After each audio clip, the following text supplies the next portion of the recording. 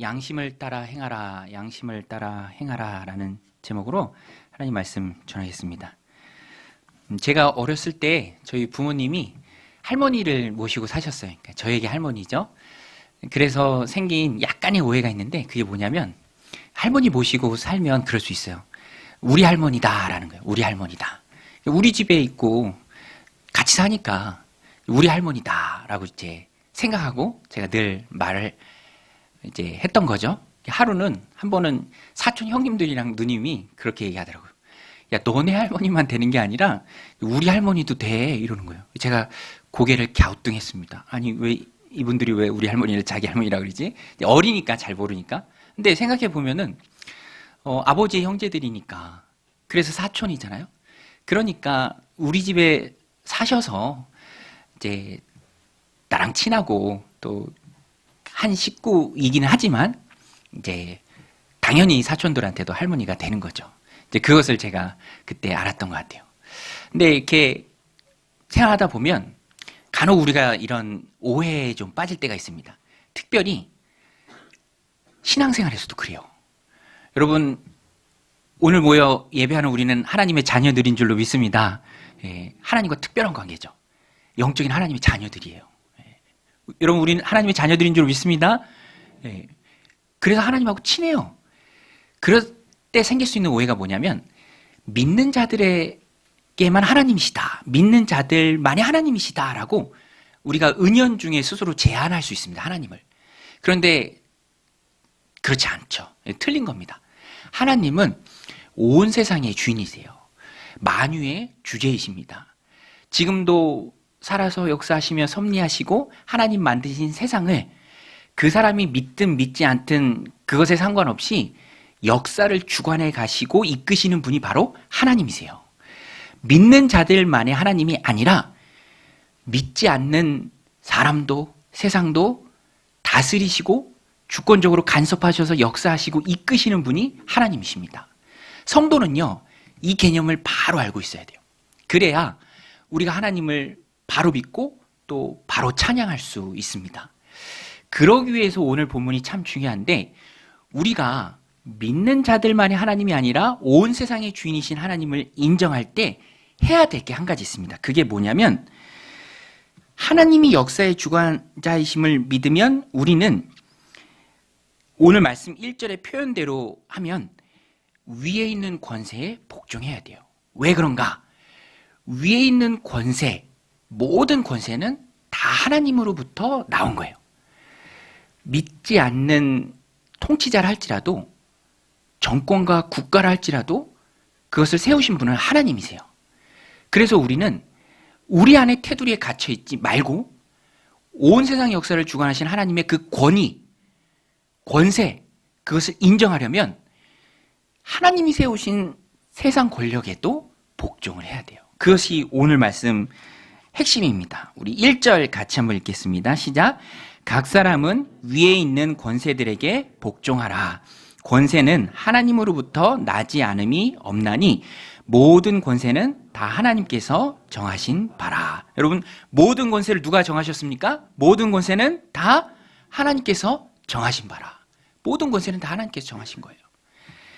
믿지 않는 정권, 통치자라 해서 어떻게 하다가 그들끼리 권세를 잡은 것이 아니라 오늘 본문에 보면 정하신 바다라는 게 원어로 보면 타소라는 말인데요.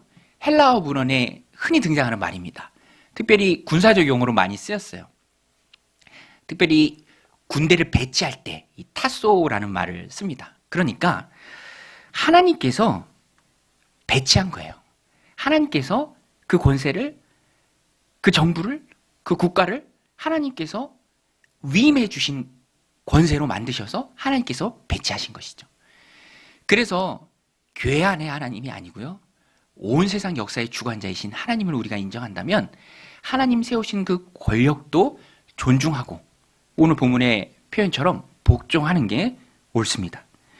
모든 권세의 뿌리는, 권위의 뿌리는 하나님께 있으니 하나님의 다스림을 인정하는 하나님의 백성은 그것도 인정하고 순종해야죠.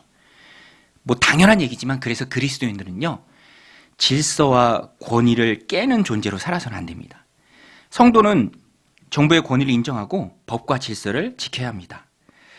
국가라는 기구의 권세는 신적인 권위가 위임된 권세예요.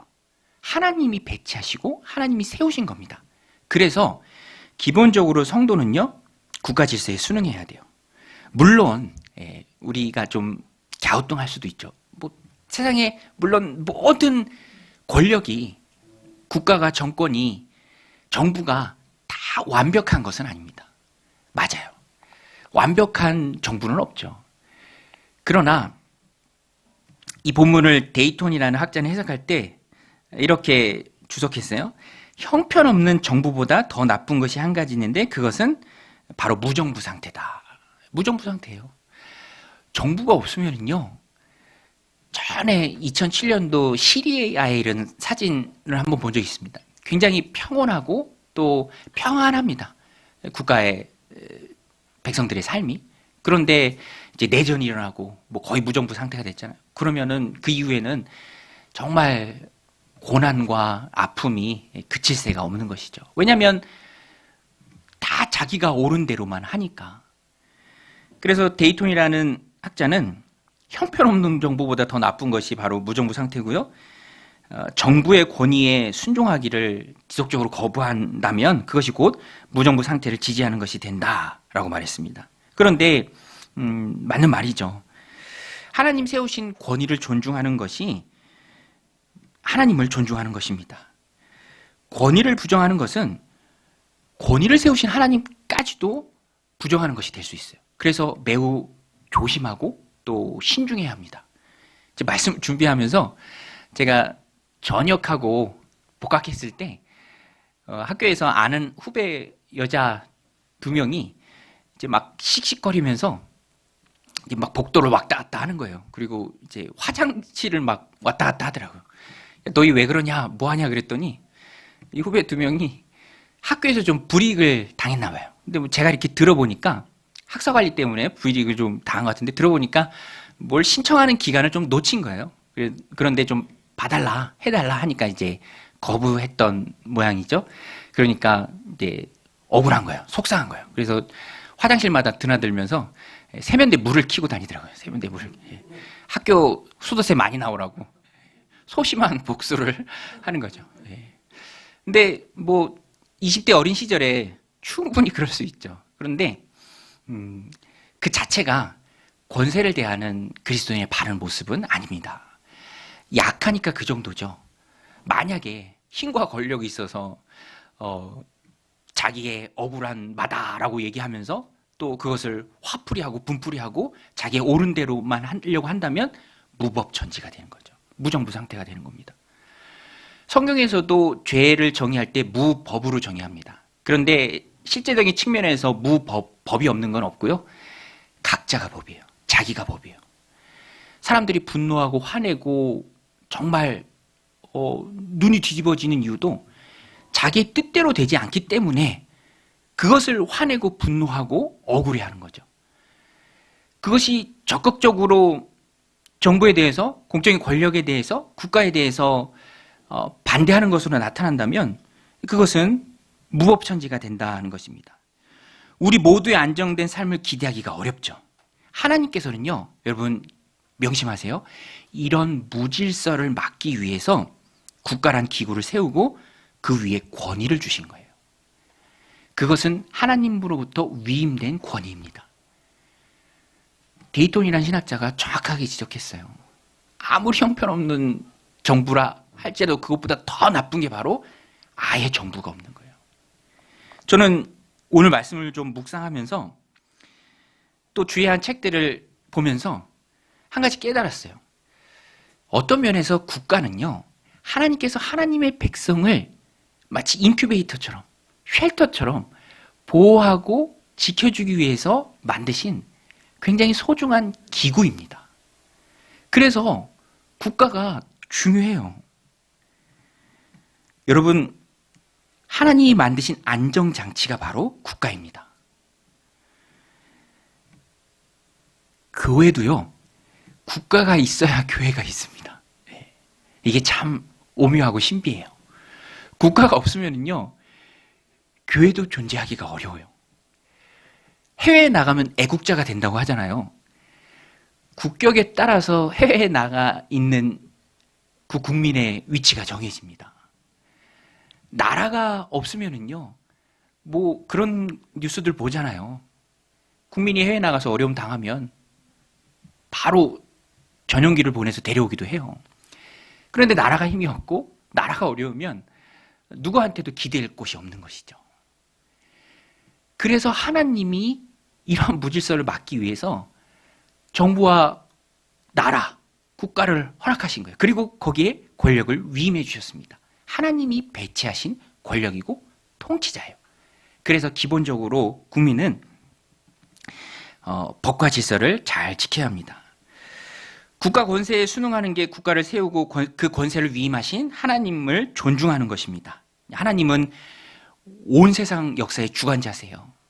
믿는 자들만이 하나님이 아니시고 교회 안에만 계신 하나님이 아닙니다. 그래서 우리가 그 권세에 복종해야 하는데, 오늘 본문이 그것을 말하는데, 권세에 복종하는 구체적인 모습은 무엇일까? 오늘 말씀의 적용입니다. 권세에 복종하는 구체적인 말씀, 모습, 우리가 붙들어야 할 말씀.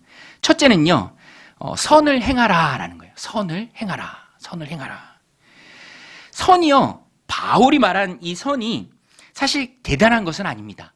바울이 선을 행하라 라고 말하죠. 국가 권세에 복종할 때.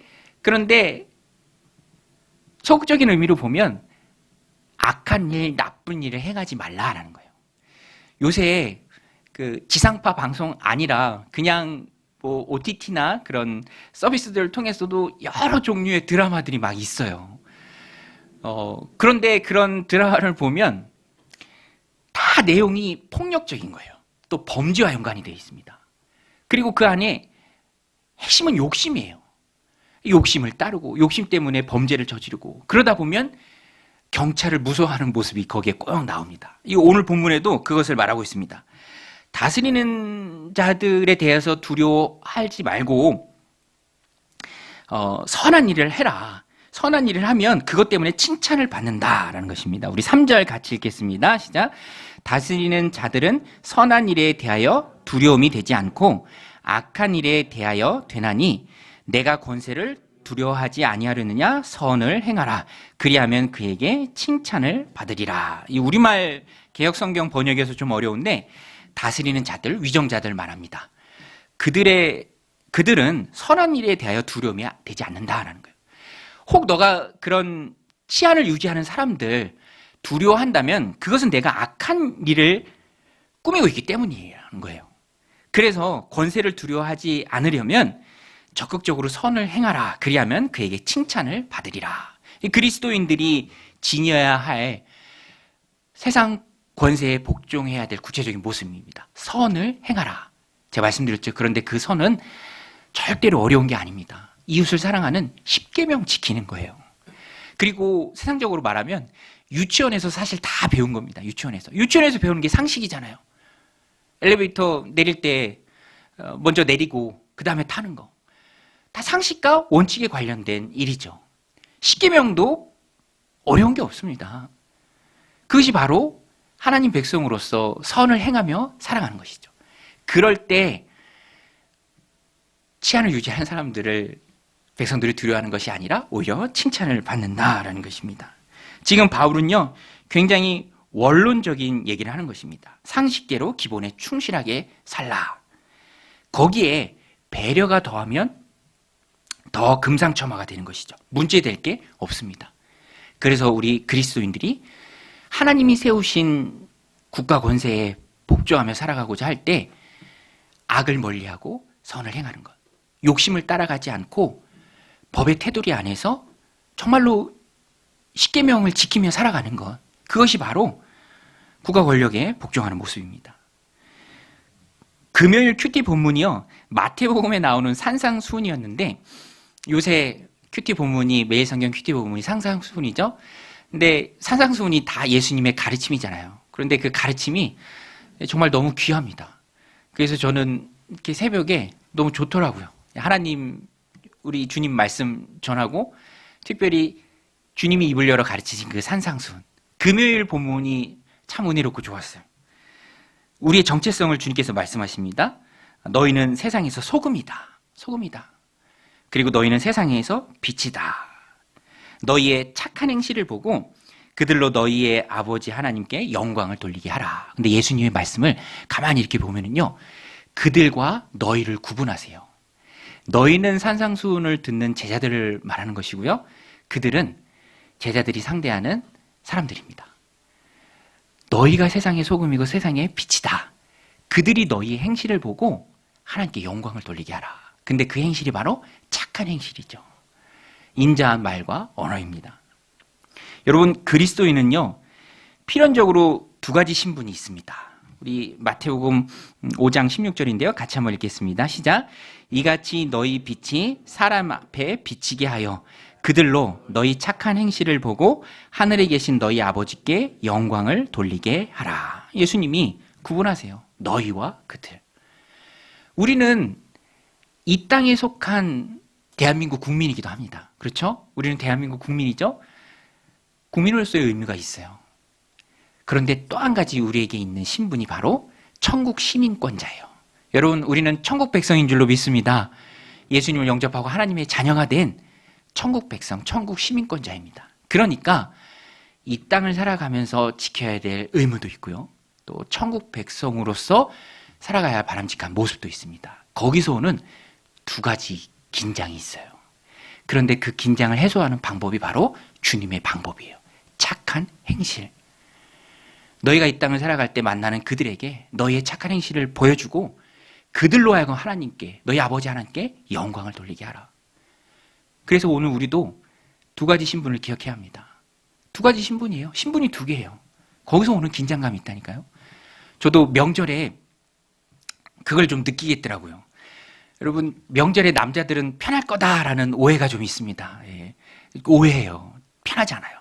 특별히 제 세대, 제 나이대. 예.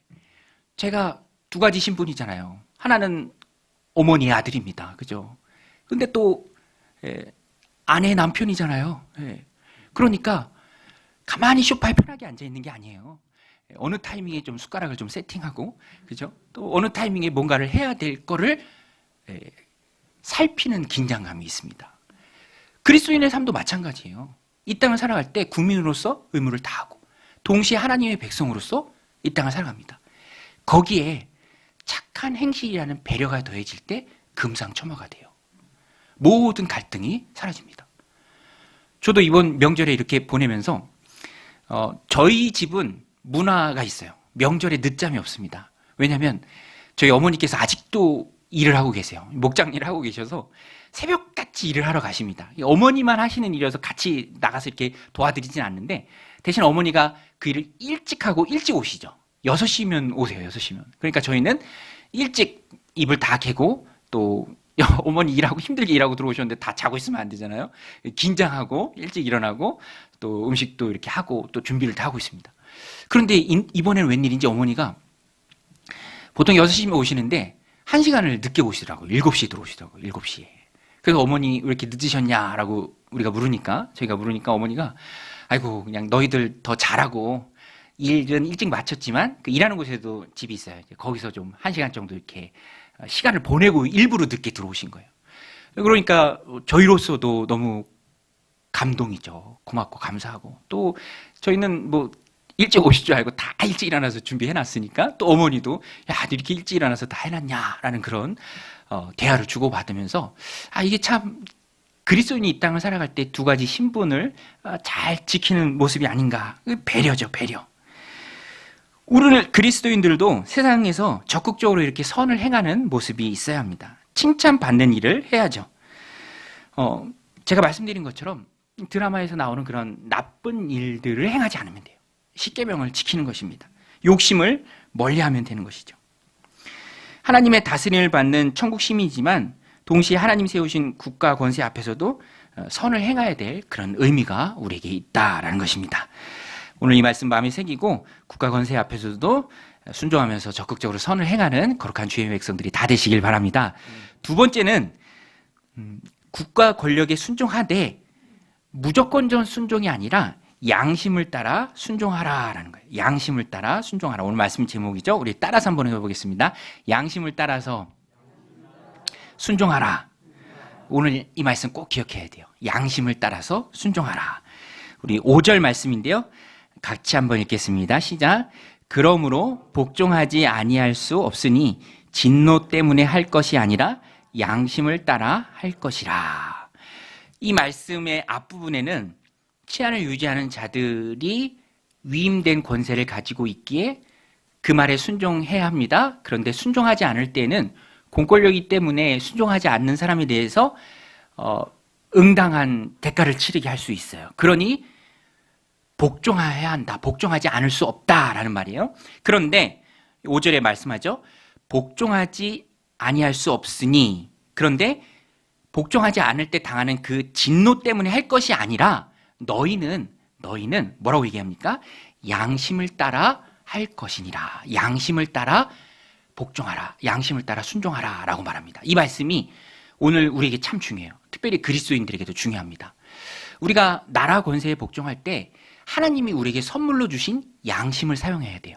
하나님이 우리에게 선물로 양심을 주셨어요. 그래서 정말 악한 사람, 범죄자인 부모를 할지라도 자기 자식들한테는 그 양심이 있기 때문에 예수님을 믿고 안 믿고를 떠나서 그 양심 때문에 아빠는 이렇지만 엄마는 이렇지만 너는 이러면 안 된다라고 양심적으로 말합니다. 양심의 소리가 다 누구나 있어요. 물론 인간이 타락한 이후에 그 양심이 일부 훼손되긴 했지만 그래도 그 양심이 세상을 살아갈 때 정상적으로 작동을 합니다.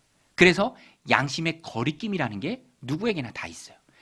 양심으로 판단해서 마땅한 그 일을 진노 때문에 안 하면 혼날까 하는 것이 아니라 양심에 따라서 마땅한 그 일을 너희가 마땅히 행하라 라는 거예요. 그래서 양심을 따라 행하는 게 중요한 것이고요. 그런데 여기서 이 말씀을 한 번 더 확장해서 우리에게 적용해야 되는데요. 특별히 우리 그리스도인들은 이 부분이 참 중요합니다. 무조건적으로 국가 권력에 순종하면 안 돼요. 하나님이 주신 양심이라는 선물, 믿음과 신앙의 양심을 따라서 우리가 판단해야 합니다. 제가 말씀드렸죠? 우리는 두 가지 신분이 있다고. 대한민국 국민이 동시에 천국 시민권자입니다. 그래서 이 땅을 살아갈 때 순종할 수 없는, 불순종할 수밖에 없는 일들이 있어요. 우리가 천국 백성이기 때문에 믿음과 신앙에 대치되는 권력의 명령에는 순종할 수 없습니다. 바울이 위에 있는 권세에 복종하라고 했을 때 그것이 무조건적인 복종을 말하는 것이 아닙니다.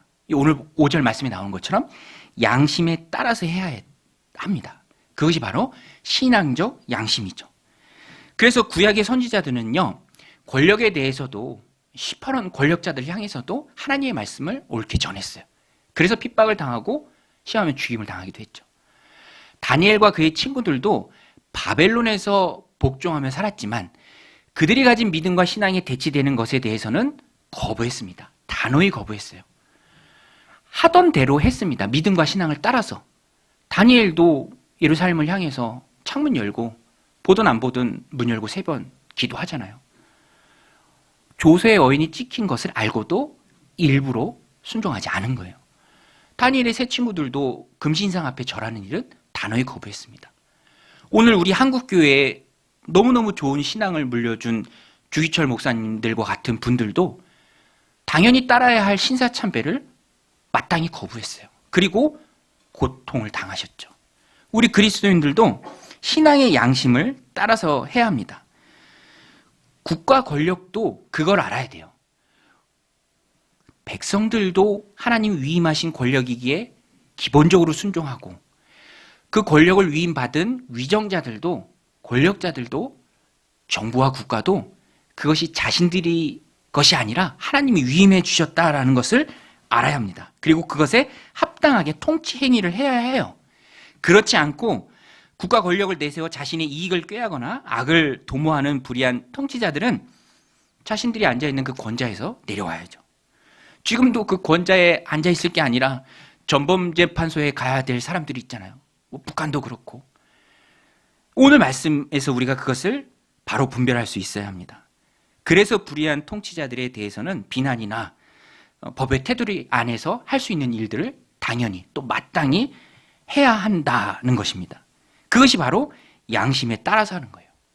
그러니 여러분, 이 말씀을 우리 삶에 적용할 때 하나님이 우리에게 선물로 주신 그 양심이 너무너무 중요합니다. 양심에 따라서 순종할 수도 있고요. 양심에 따라서 불순종할 수도 있어요. 양심에 따라서 올바른 판단을 해야 합니다. 한쪽으로 치우쳐 있으면 안 됩니다. 옳고 그름을 분명히 할 수 있어야 돼요. 마음에 끌리는 쪽이 아니라 정확한 양심의 판단이에요. 그래서 성도는 오늘 말씀 우리 삶 가운데 적용할 때 양심을 갈고 닦아야 돼요.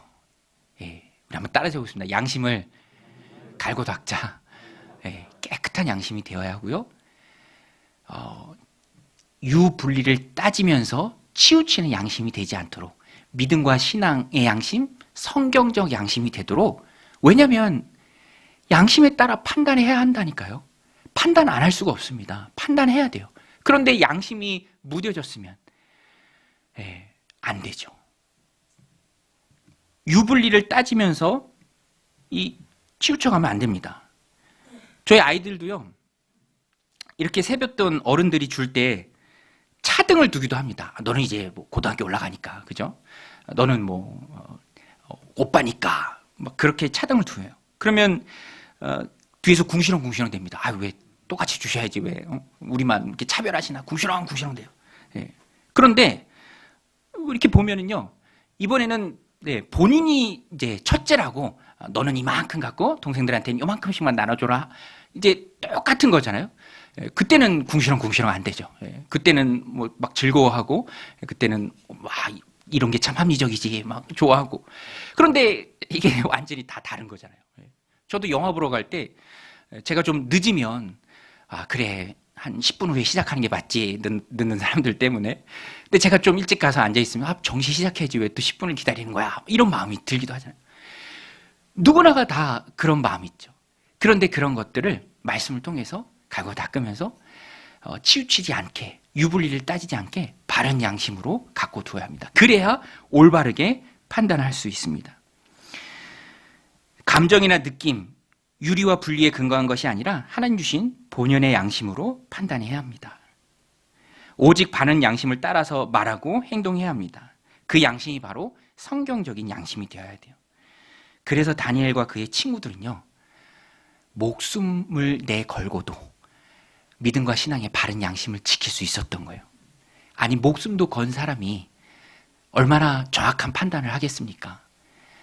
자신의 목숨도 내걸고 양심을 따랐던 사람들이 얼마나 옳고 바르게 판단할 수 있겠습니까? 오늘 우리도 그래서 늘 기도해야 하고요, 또 말씀 공부를 하면서 우리의 양심이 믿음과 신앙의 바른 양심이 되도록 해야 합니다. 믿음과 양심의 신앙이, 그 양심이 중요하죠. 뭐 흔한 예죠. 차별금지법 같은 경우도 양심의 판단에 따를 때 그것은 차별금지법이 아니라 동성애를 부추기는 법이죠. 그래서 저는 뭐 그 법이 제정도 안 되겠지만, 혹 제정된다 하더라도 뭐 따를 마음이 조금도 없습니다. 당연히 그것은 성경에서 죄라고 얘기하니까 죄라고 가르치는 게 맞죠. 이렇게 양심을 따라서 판단한 일들이 참 많이 있습니다.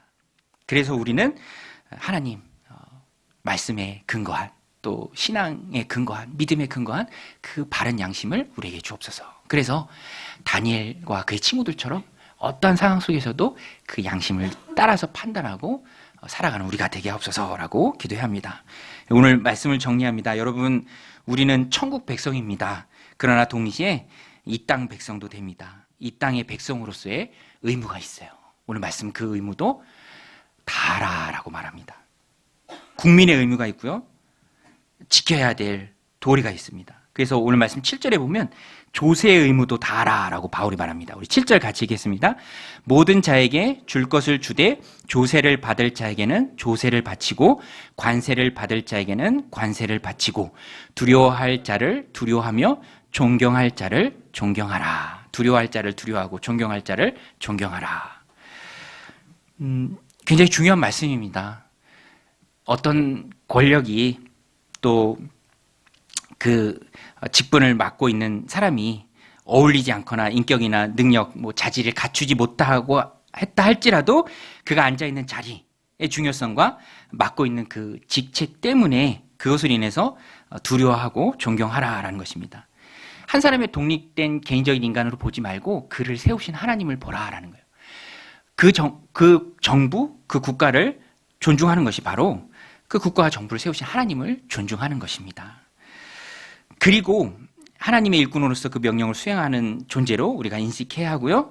그러나 우리 두 번째 적용해서 살펴봤죠. 무조건 복종하는 것이 아니라 양심을 따라 해야 합니다. 원칙에 따라 조건적인 순복을 말하죠. 국가 요구가 하나님의 정의나 사랑에 위배될 때는 성도는 한 국가의 국민이긴 하나 그 이전에 하나님 나라에 속한 천국 시민으로서 먼저 하나님의 법과 또 자신의 양심에 따라야 한다라는 것입니다. 이렇게 대한민국 국민으로서 또 하나님 백성으로서 하나님 주신 삶을 살아가는 믿음의 거룩한 종들이 다 되시기를 주님의 이름으로 간절히 축원드립니다.